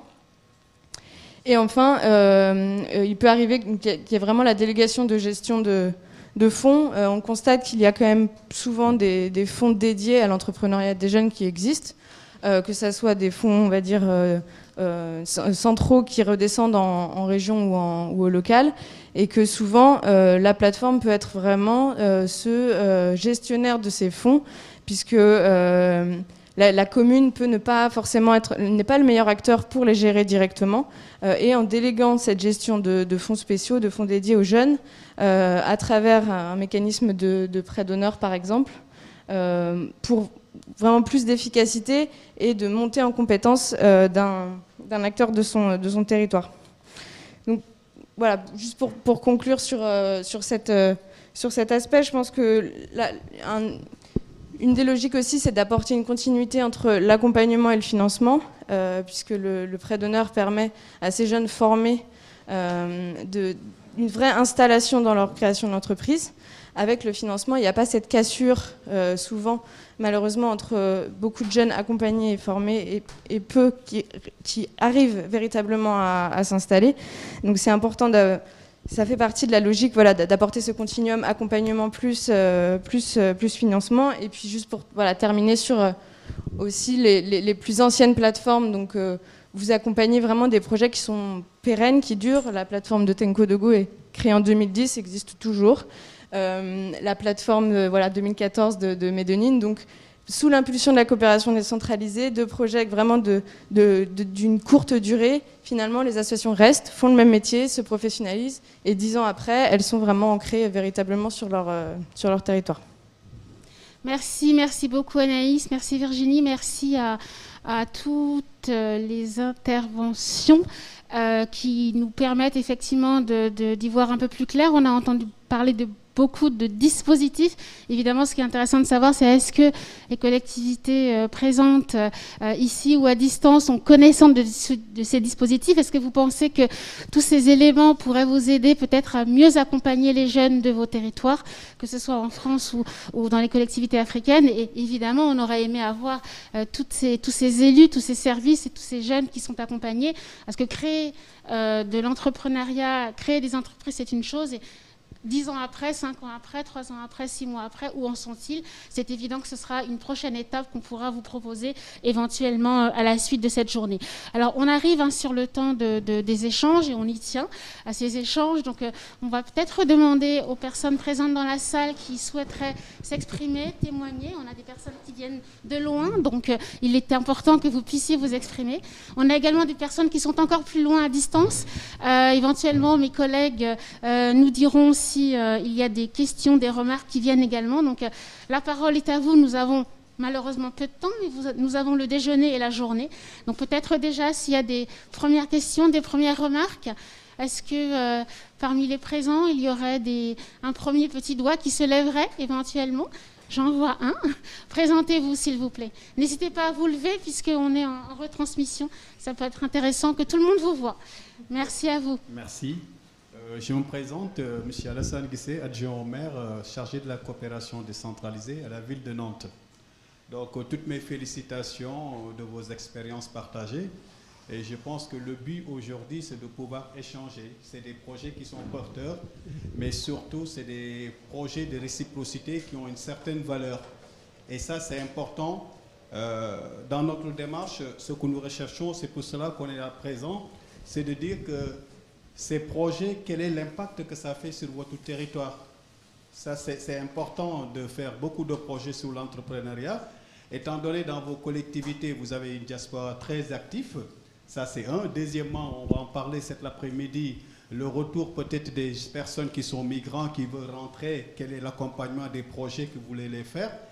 Et puis je terminerai, pourquoi tout le temps créer des agences, étant donné qu'il y a des associations d'éducation populaire depuis 1970, au plus du scoutisme ou de l'éducation laïque, qui ont toujours formé et accompagné. Et à chaque fois quand nous signons des partenariats, le constat c'est que nos amis d'ici et d'ailleurs, on a tendance tout le temps à vouloir créer des instances au lieu de s'appuyer, des instances qui sont localement et qui coûtent moins cher et qui ont de l'expérience. Exemple, je peux donner aujourd'hui l'expérience de la Conféges qui se trouve à Dakar, qui ont des expériences, qui forment des personnes sur l'entrepreneuriat et aussi au niveau de la CEDEAO. Est-ce que aussi vous pensez à un moment donné, le constat, là j'ai écrit énormément, il y a beaucoup de fonds extérieurs qui financent sur la réinsertion, pour accompagner, etc. Une fois que les projets sont finis, ça va rester encore des projets qui sont finis, où la pérennisation ne tient pas en compte les valeurs ajoutées et la pérennisation de certaines choses. C'est là où je me pose des questions, étant donné qu'on le sait tous, de plus en plus, il y a moins de fonds au niveau de nos collectivités. Et donc, il faut qu'on essaye de trouver un autre mécanisme d'autogestion se basant sur l'expertise et aussi que ce ne soit pas seulement une croix de transmission, aussi dans nos maisons de jeunes qui sont là, des trucs d'insertion, comment on peut s'appliquer de l'expérience de l'Afrique. Merci. Merci beaucoup, Monsieur Dia. Alors peut-être, j'imagine que les intervenants auraient envie de réagir, mais peut-être proposer à d'autres personnes dans la salle de réagir. Oui, monsieur, présentez-vous, s'il vous plaît. Monsieur Dia Ibrahima, adjoint au maire de Limoges, en charge de la politique de la ville, le centre social en relation avec l'Afrique. Et effectivement... Merci, merci. D'abord, que me soit permis d'ailleurs à l'entame de mon propos de remercier Madame la vice-présidente le PCI de Montpellier et l'organisation effectivement pour cet accueil chaleureux. Encore une fois, après, voilà, on n'est pas encore sorti de la Covid, mais rencontrer les gens, c'est un grand bonheur. Après quelques visios, voilà. Et remercier l'équipe parce que c'est important. Je voulais dire simplement à l'endroit de mon collègue et frère certainement sénégalais, je ne le savais pas, comme quoi que cette rencontre a du sens sur le plan humain. Moi je pense que Macky Sall, le président du Sénégal, il a mis en place un certain nombre de nouveaux dispositifs pour faire face effectivement à cette nouvelle exigence dont est confrontée effectivement la jeunesse africaine. Je pense que c'était le mois de juin dernier. En une semaine, on a perdu combien? Plus de 400 jeunes Africains qui ont tenté effectivement de prendre les bateaux de fortune effectivement pour venir en Europe. C'est pourquoi cette thématique pour moi a relevé une dimension beaucoup plus importante, non seulement dans le cadre de mon statut d'extranéité en tant que d'origine africaine, mais dans le cadre de cette exigence que nous, en tant que effectivement Français d'origine d'ailleurs, effectivement, en relation effectivement avec les partenaires d'ici, de tisser ce pont pour aider effectivement la jeunesse africaine. Il me semble que la création de ces nouvelles structures déclinées tout à l'heure répond à une nouvelle configuration du chômage pandémique dont est confrontée effectivement la jeunesse africaine. Là-dessus, vraiment, je suis en phase avec ce qui est proposé. Par ailleurs, là où effectivement je suis dubitatif, exemple, la ville de Limoges, vous l'avez cité tout à l'heure, encore une fois, un grand honneur d'être là parce qu'on ne se connaissait pas malgré... Voilà, encore une fois, c'est paradoxe qu'il faudrait corriger, bien évidemment. La ville de Limoges, vous l'avez dit, a amorcé une dynamique sur la coopération avec le Burkina Faso, notamment le plateau central. Et la ville de Limoges, au-delà de cette question également, la semaine dernière, on a réuni l'ensemble des directeurs généraux des collectivités territoriales de France en relation avec le Centre national de la fonction publique territoriale sur une thématique, effectivement, sport et territoire, qui fait suite à une thématique antérieure qui a amorcé des coopérations décentralisées justement dans la région de Kaolack que vous avez cité tout à l'heure, enjeux climatiques et territoire. Il me semble que le plus grand problème qu'on a eu et l'enjeu essentiel, c'est d'arriver finalement à harmoniser dans le cadre d'une cohérence d'ensemble l'ensemble des dispositifs que nous initions ici et là à titre collectivité, mais on n'arrive pas, j'ai l'impression, à assurer une cohérence d'ensemble. Et c'est un vrai problème. Cette problématique de synergie, ce n'est pas une critique, hein, c'est une invitation vraiment à une cohérence pour effectivement l'effectivité, l'utile effectivité de ces bénéficiaires qui effectivement en ont tant besoin. Mais sinon, je vous remercie, c'est un grand plaisir d'être là. Merci. Comme le temps passe, on vous propose je vois qu'il y a un doigt qui s'est levé, donc on ne peut pas refuser de le prendre. On propose une dernière intervention très très rapide, et ensuite on va proposer à l'une ou l'un des intervenants de réagir, sachant que évidemment la journée n'est pas terminée. Merci à vous. Présentez-vous. Je me présente Baëla, je suis adjoint au maire de Noisy-le-Sec. Je m'occupe de tout ce qui est international, solidarité et culture de la paix. Moi, je reviens un peu sur l'entrepreneuriat des jeunes. Moi, je suis ici de la diaspora. Il y a des jeunes nés ici qui sont issus de l'immigration. On a tendance à parler des jeunes de là-bas alors qu'on oublie parfois les jeunes d'ici. Il y a pas mal d'associations où les jeunes d'ici mettent en place. Et qu'il arrive souvent que ces jeunes disent, voilà, nous, nos pères, nos mères, ils investissent là-bas alors qu'ici, il n'y a aucun accompagnement des jeunes ici de l'immigration. Ça, c'est un constat. Ben, nous le travaillons au niveau de la mairie de Noisy-le-Sec. Je parle de l'entrepreneuriat de ces jeunes qui sont là-bas. On a un peu escamoté le côté genre, parce qu'il y a beaucoup de projets de développement locaux sont inspirés, mis en place par cette jeune féminine. Ces femmes, ces vaillantes femmes, c'est-à-dire même les marchés, vous voyez dans les marchés, tout ce qui est secteur informel, 90% de ce secteur informel est entre les mains de ces femmes. Et ça dit que ces femmes, 90% de ces femmes sont pas formées. Ça dit que même pour avoir des subventions pour monter un petit projet, elles ont du mal à mettre en place. Moi, je crois qu'on peut mettre la main là-dessus, voir comment améliorer ces coopératives féminines qui mettent en valeur tout ce qui est inclusif. Merci. Merci infiniment. Alors, comme le temps passe, on propose juste à une ou un intervenant de réagir. Je me suis dit que peut-être que Anaïs et Thilieu voudraient réagir par rapport justement aux plateformes et à la mise en place de ce qui semble être des nouvelles structures dans un paysage déjà bien rempli de structures.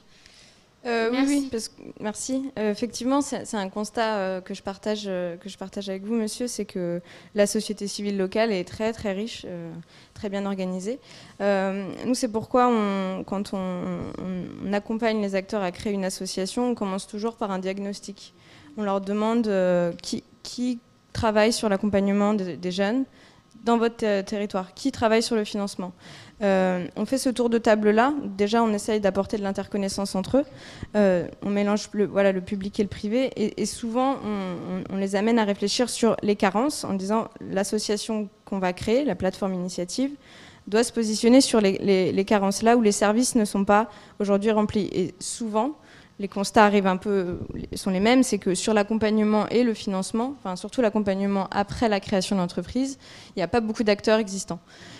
Donc c'est pourquoi on crée une autre entité. Après, ça nous est aussi arrivé de doter des associations existantes d'un volet financement. On n'est pas nécessairement obligé, effectivement, de partir de zéro pour créer une entité associative. Ça nous est arrivé de faire le chemin inverse. Et enfin, sur effectivement tous ces programmes avec des fonds qui sont injectés un peu en one shot, ou voilà, ces appels à projets, on va chercher 80 jeunes sur un territoire, on va les former, on va les financer, et puis après il y a plus personne. L'année d'après, soit l'appel à projet est reconduit et tant mieux, soit voilà, donc ça c'est effectivement un vrai problème. Mais c'est pourquoi nous, en confiant par exemple la gestion de ces fonds à une association, l'avantage c'est que les remboursements, c'est un fonds qui est, on va dire, jusqu'à ce qu'il y ait épuisement du fonds, mais les remboursements permettent de reprêter derrière. Donc c'est pour ça, quand je vous disais que l'initiative Tenkodogo de 2010 existe encore toujours, c'est que moyennant un bon professionnalisme, un bon suivi des prêts, si le taux de remboursement est, en général, on est autour de 80-90%, ce qui est bien mieux certains taux de microfinance, largement, permet une pérennité du fonds et de l'association. Et après, elle est assise sur son propre fonds. C'est ça qui est intéressant, c'est que c'est son argent. Donc c'est l'association qui va décider de sa stratégie. Et elle peut gagner une certaine indépendance en ayant ses propres fonds qu'elle va choisir si elle préfère accompagner les jeunes diplômés chômeurs, comme ça peut être le cas en Tunisie, plutôt tel secteur agricole au Burkina Faso. Voilà, c'est elle qui est en responsabilité et toujours active. En tout cas, nous, c'est bien ce qu'on cherche, c'est qu'il y ait une pérennité, en tout cas, de la structure à la sortie du projet. J'invite peut-être mes collègues sur les autres... Justement, j'allais vous passer la parole, puisque pour ces questions d'harmonisation, de mutualisation des projets entre les collectivités, mais aussi ces questions de public, de jeunes, pourquoi s'adresser aux jeunesses africaines, peut-être que vous, messieurs les élus, vous pourriez y répondre. Donc, monsieur Duforestel ou monsieur Desroches, je vous laisse la parole. Oui, moi, avec un mois de délégation, je n'aurais pas prétention à avoir le recul suffisant pour éclairer le chemin. Néanmoins, je vais faire un parallèle avec la délégation que j'ai exercée sur le mandat précédent, qui est l'économie sociale et solidaire, et ça va rejoindre votre propos sur la nécessité de coopération. Dans l'ESS, y compris à l'international, on se plaint toujours d'un émiettement complet de la famille qui vont des coopératives aux mutuelles, etc., etc. Donc une famille très très éclatée, mais qui répond à la diversité des formes économiques et des formes d'organisation avec un niveau d'intérêt général différent. Bon. Et donc la seule solution, c'était d'apprécier cette diversité comme une richesse et de créer du réseau, de la coopération entre les différents acteurs pour qu'ils soient plus forts. J'ai envie de dire que c'est à peu près la même réponse sur les enjeux de coopération. C'est-à-dire qu'en effet, on a une diversité d'acteurs. En effet, il y a un risque d'émiettement, mais on ne peut y répondre que par, là aussi, plus de coopération. Et ça rejoint votre propos sur l'enjeu même des coopératives. Moi, c'était ma première surprise, puisque quand j'étais pour la première fois en Afrique, c'était aux confins de ma délégation ESS et de ma nouvelle appétence pour la coopération. Et je me disais, mais la réponse à la structuration en dehors de celle qui me paraît assez efficiente avec les plateformes qu'on vient de voir, c'est l'ESS. Parce qu'il y a des formes qui sont complètement adaptées de coopération et autres. Et je suis content que différents pays, d'ailleurs, se saisissent de l'économie sociale et solidaire. Vient d'être décidé d'organiser en 2023 le Forum mondial au Sénégal pour l'ESS. C'est une très très bonne chose. Il y a des lois, c'est le cas du Sénégal, c'est le cas en Tunisie avec une loi sur l'ESS. Et je pense que ça participe aussi de la montée en puissance de cette forme d'organisation qui correspond bien, à mon avis, à un certain nombre d'enjeux des pays qui nous concernent. Merci beaucoup, monsieur Duforestel. Alors, on me dit que monsieur Caboret souhaite intervenir et répondre à vos questions. Monsieur Caboret, vous avez la parole. Si vous pouvez activer votre caméra, qu'on puisse vous voir, monsieur Caboret, ce sera avec grand plaisir. Ok, merci beaucoup et merci de m'avoir donné la parole. Je voulais juste ajouter qu'au niveau du Burkina Faso, le ministère du Commerce et de l'Industrie, à travers en fait la Chambre de commerce CCI, a pu en fait remarquer l'impact que l'initiative Plateau Central fait sur le territoire, sur le territoire régional. Et donc, ils ont à chaque année des rencontres gouvernement secteur privé et pour juste débattre sur l'accompagnement des entrepreneurs.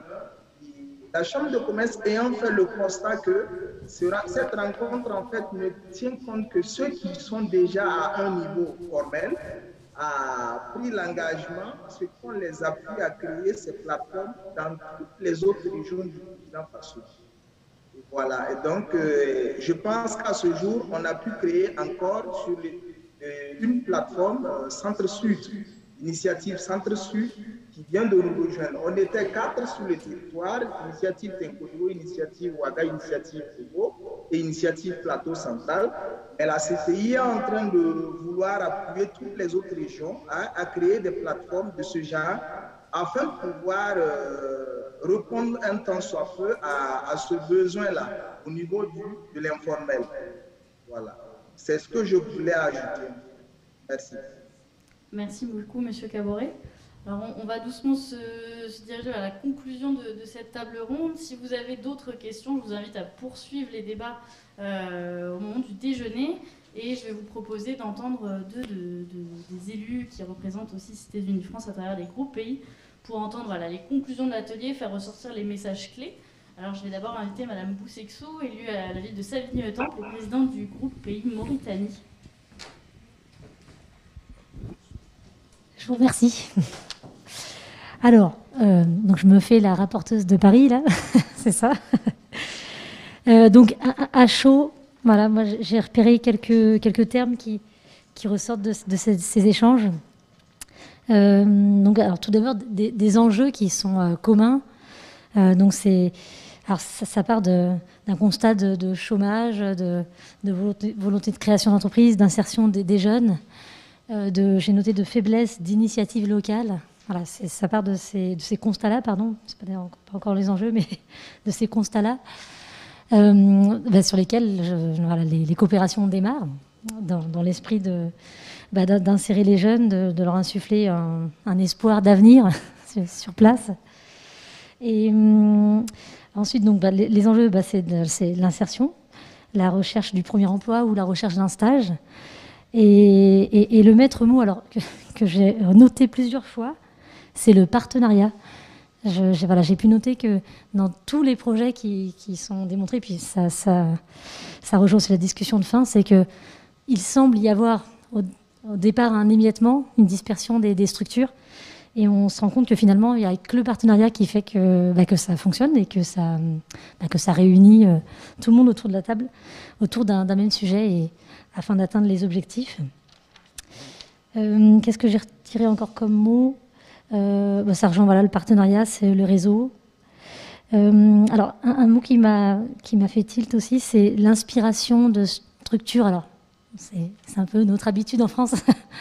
On aime apporter ce qu'on a ici, là-bas, ailleurs. Donc voilà, alors, c'est quand même un mot que j'ai retenu parce que c'est pas mal, après tout, de s'inspirer de ce qui fonctionne chez nous pour l'insertion des jeunes, donc comme essayer de recréer des genres de missions locales, si j'ai bien compris, en Afrique. Encore le partenariat, j'avais mis partout du partenariat. Et enfin, plutôt sur les échanges de fin, donc voilà, par le biais des outils comme l'appui technique et financier, j'ai retenu que le but est aussi de beaucoup responsabiliser les collectivités locales, ou au moins les structures en tout cas qui se créent là-bas, les responsabiliser avec l'exemple dernier qui nous disait que si on les responsabilise dans la gestion de leurs fonds, ils sauront un peu mieux répartir les fonds. Pardon. Et puis, un petit clin d'œil pour la nouvelle cible d'avenir, les femmes. Je fais un petit clin d'œil à mon collègue de Noisy. Et c'est vrai que c'était pas tellement ressorti, mais bon, ça concerne évidemment tous les jeunes. Et voilà, mais un big up pour les femmes. C'est vrai qu'au sein du groupe Pays Mauritanie, merci beaucoup, Sarah Boussexou. Président du groupe Pays Mauritanie à Cité Unie France.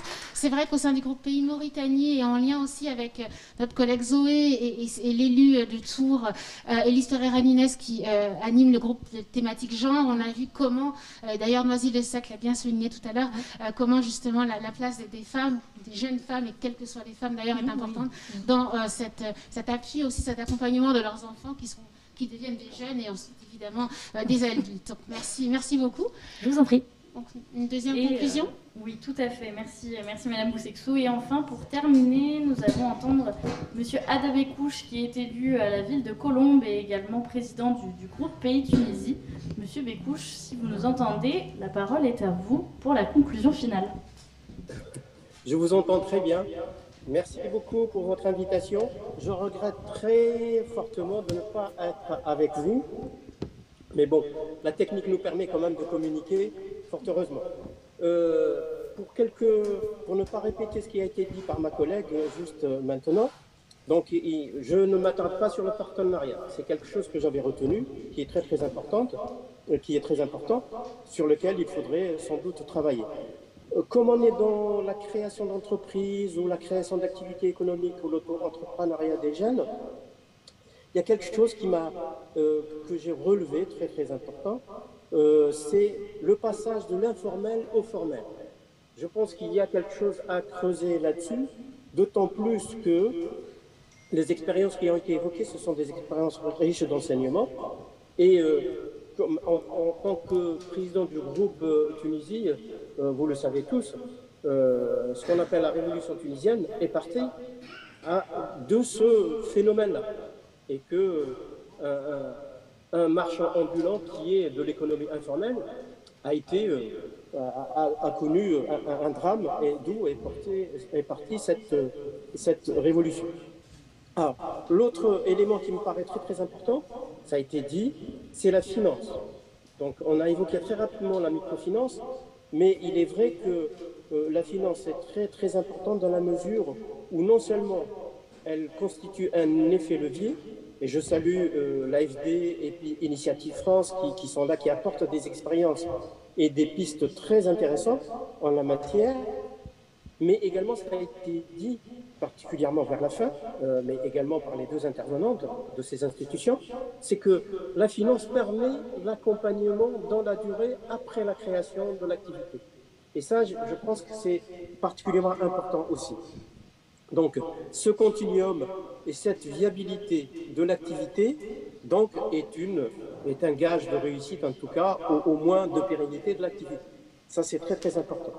Je ne m'attarde pas sur la question de la diaspora, jeune d'ici et de là-bas, mais il y a un élément sur lequel je voudrais quand même insister, parce qu'on a l'impression que parfois on recrée ce qui existe déjà, et j'accorde énormément d'importance à la question du diagnostic. Alors, toutes les collectivités ne peuvent pas le faire, mais il y a certaines collectivités, par exemple les régions particulièrement, ont les moyens de faire des études diagnostiques avant de commencer une coopération ou de redéployer une coopération. Voilà ce que je peux dire en termes de conclusion que j'avais retenues, pas de conclusion, mais de thématique. Je voudrais ajouter deux impressions.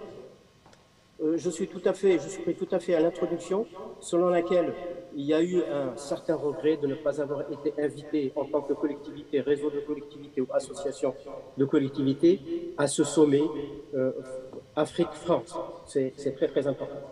Et pour ceux qui ont suivi le débat entre le président de la République et les jeunes d'Afrique et d'ici, concernant l'Afrique en général, le président a insisté beaucoup sur un concept qu'il faudrait sans doute particulièrement investir,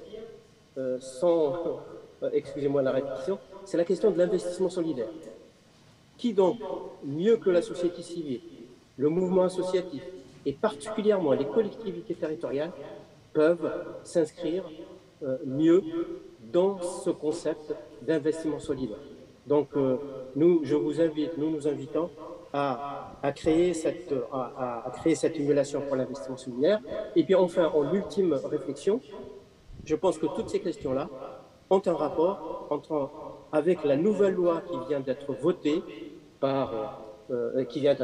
promulguée par le président de la République dernièrement, sur le développement solidaire et la lutte contre les inégalités mondiales. Et encore une fois, dans cette lutte-là, dans le développement solidaire, les collectivités territoriales ont un rôle primordial à jouer. Je vous en remercie. Un grand merci. Un grand merci à David Couche. Merci pour ce rappel de ce contexte national, et également à Pascal Duforestel qui parlait tout à l'heure du rôle des collectivités territoriales en termes d'économie sociale et solidaire. Donc vraiment merci à vous toutes et tous. Merci pour votre patience, votre attention et votre écoute. Nous saluons en particulier évidemment la présence de toutes les personnes présentes ici, en particulier d'ailleurs la ville de Mamoudzou qui vient de loin, depuis Mayotte. Donc on salue chaleureusement et on a évidemment bien envie d'échanger avec cette collectivité ultramarine. Alors pour la suite du programme, vous le savez, nos estomacs crient famine, que ce soit ici ou à distance. Donc nous allons pouvoir aller faire cette pause jusqu'à 14h, puisqu'à 14h il y aura une déclaration des maires pour la paix Alors vous allez nous dire, mais quel rapport avec la jeunesse? Eh bien non, justement, la jeunesse construit aussi la paix, la jeunesse c'est l'avenir, et également cette paix, elle est absolument importante. Donc on le fera évidemment avec l'appui de Claire Hart depuis Montpellier, et puis également avec les élus donc, présents pour cela. Ensuite, à 14h15, nous commencerons par la deuxième table ronde, qui sera donc animée par notre collègue Virginie Rouquette, avec là aussi des intervenantes et des intervenants que nous avons hâte, évidemment, d'écouter. Merci à tous et tous, bon appétit et à tout à l'heure. Merci.